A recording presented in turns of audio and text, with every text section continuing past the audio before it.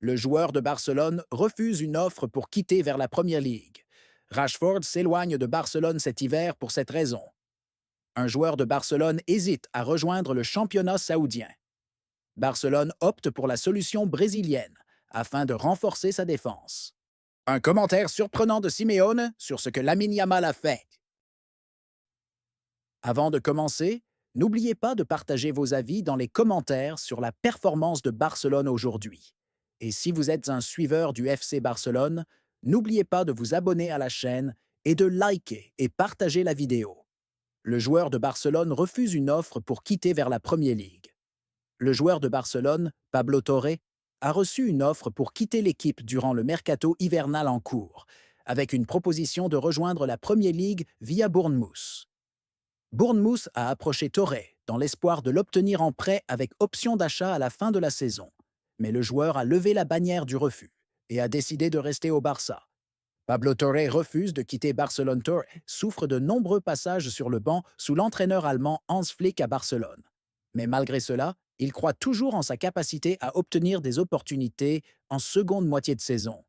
Il pense qu'il ne trouvera pas un meilleur endroit que Barcelone pour se développer et s'améliorer en tant que joueur, malgré la forte concurrence au milieu de terrain, et bien qu'il puisse ne pas obtenir les minutes qu'il souhaite.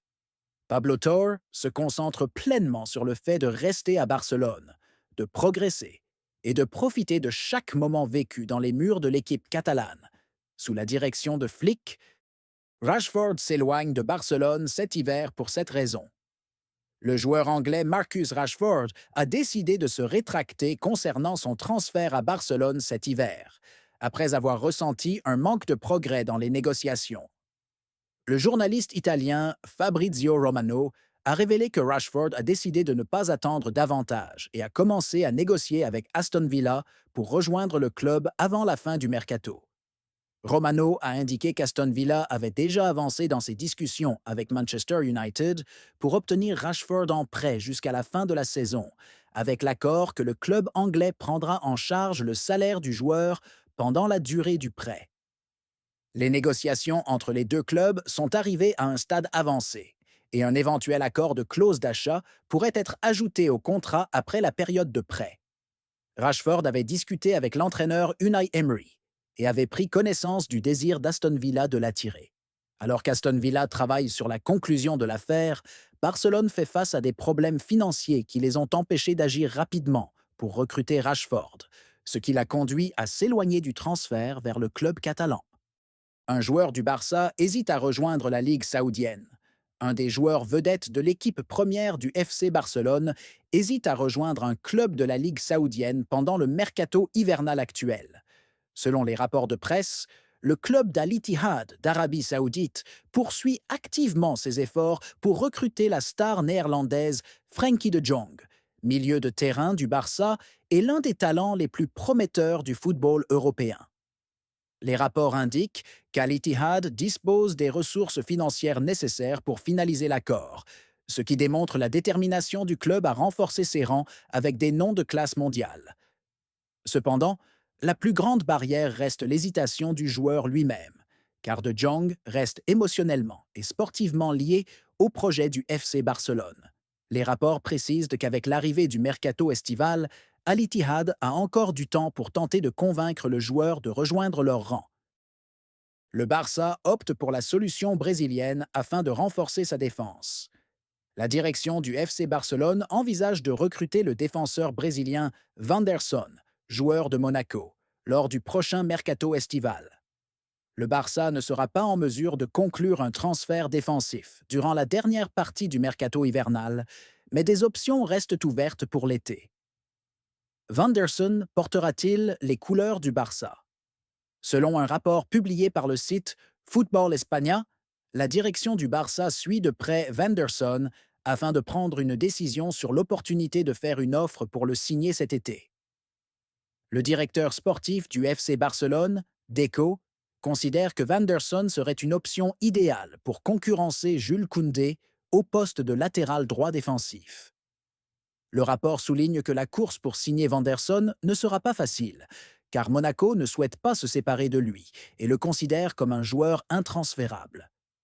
Le Barça devra intensifier ses efforts pour obtenir la signature de Vanderson, surtout qu'il suscite également l'intérêt des clubs de Première Ligue. Les prochaines semaines détermineront l'avenir de Vanderson et s'il quittera Monaco. Vanderson, âgé de 23 ans, joue au poste de latéral droit et son contrat avec Monaco court jusqu'en juin 2028. Un commentaire surprenant de Simeone sur ce que Lamine Yamal a fait. Le Barça aujourd'hui prouve qu'il n'est pas simplement une équipe qui repose sur son histoire ou ses grandes stars, mais une équipe construite pour l'avenir d'une manière très intelligente. Ce que nous avons vu contre Alavés en est un exemple clair, et la performance de Lamine Yamal résume beaucoup de ce projet réussi sous la direction de Flick. Je veux parler spécifiquement de ce moment qui a envahi les réseaux sociaux, et je pense que tous ceux qui ont regardé le match comprennent pourquoi cela a créé autant de buzz. À la 4e minute, Lamine Yamal a dribblé environ 7 joueurs d'Alavis d'une manière qui m'a impressionné en tant qu'entraîneur avant d'impressionner les spectateurs. Ce dribble m'a rappelé des éclats de l'icône Diego Maradona, non seulement pour sa technique, mais aussi pour l'audace et le courage de l'exécuter dès le début du match, au milieu du terrain où la pression est énorme. La manière dont Yamal a traversé les lignes défensives avec autant de fluidité m'a fait penser que ce joueur n'a peur de rien. Un joueur de son âge, dans un match aussi compétitif, prend de telles décisions. Ce n'est pas anodin, c'est la preuve d'un talent rare. Puis il y a la passe intelligente à Rafinha, qui a montré que Yamal ne joue pas seulement pour lui-même, mais qu'il pense toujours au bien-être de l'équipe. Bien sûr, Rafinha n'a pas pu concrétiser cette occasion, mais ce qu'il faut souligner ici, c'est que Barcelone ne dépend plus d'une seule star comme dans le passé, mais possède un groupe de joueurs capables de faire la différence à tout moment. Et aujourd'hui, c'était Yamal qui a fait la différence, même si ce moment n'a pas abouti à un but. La victoire de Barcelone aujourd'hui reflète aussi la maturité de l'équipe, sous la direction de Flick. L'équipe n'était pas dans sa meilleure forme offensive, mais ils ont su conclure le match avec un seul but, et cela montre l'évolution tactique qu'ils traversent. Flick ne se contente pas de contrôler et de posséder le ballon, il joue avec réalisme, et c'est ce qui rend l'équipe plus dangereuse. Lamine Yamal est l'incarnation de ce que le football espagnol doit être à l'avenir. Ce genre de joueur est ce que nous recherchons tous, nous les entraîneurs. Un joueur qui a du courage, de la technique et de la vision. Et je pense que s'il continue ainsi, nous le verrons bientôt parmi les meilleurs joueurs du monde. Enfin, il faut saluer Barcelone en tant que structure, car ils savent comment affiner les jeunes talents et leur offrir l'environnement approprié pour se développer. Alavés a essayé de défendre avec force, et je pense qu'ils étaient proches de repartir avec un point. Mais lorsqu'on se retrouve face à des joueurs comme Yamal, capables de créer un moment magique comme celui que nous avons vu aujourd'hui, n'importe quelle équipe est susceptible de perdre. Aujourd'hui, Barcelone a gagné le match, mais ils ont aussi gagné quelque chose de plus grand. La confirmation que leur projet jeune va dans la bonne direction. Quant à nous, en tant que spectateurs et entraîneurs, nous serons confrontés à un grand défi pour trouver des solutions, afin de limiter la dangerosité d'un joueur comme Lamine Yamal à l'avenir.